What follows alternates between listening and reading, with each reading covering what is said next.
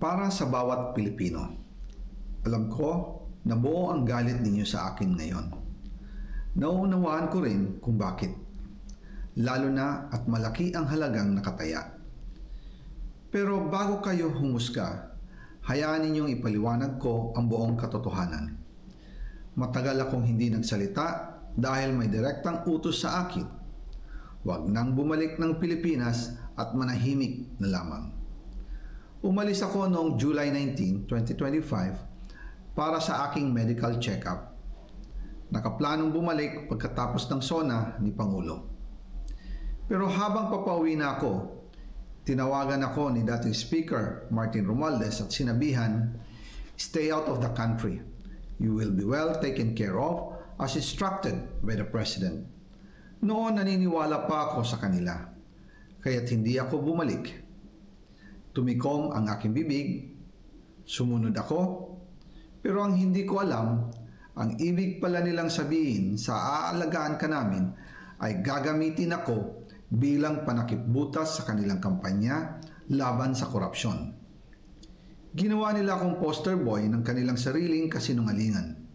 Ngayon, hindi na ako mananahimik, ilalabas ko ang lahat ng katotohanan.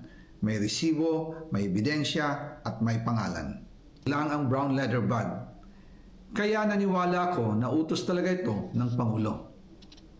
Pagkatapos ng ilang araw, I informed sina dating Speaker Martin Romualdez, Sekmina Pangandaman, Yusek Adrian Bersamin, and Yusek Jojo Cadiz na kung pwede 50 billion lang ang ipasok sa program funds dahil so sobra ang DPWH funds versus sa DepEd. In practice, hindi pwede na mas malaki ang budget ng DPWH kaysa edukasyon.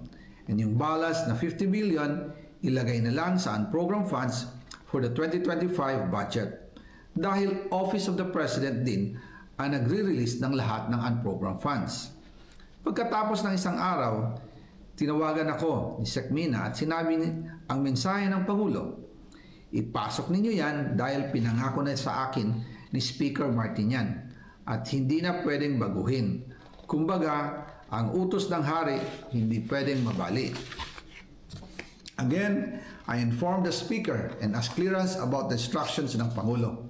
At ang sabi niya, wala tayong magagawa. Kaya po nagtataka ako kung bakit sinasabi ni Pangulo na hindi niya makilala ang budget.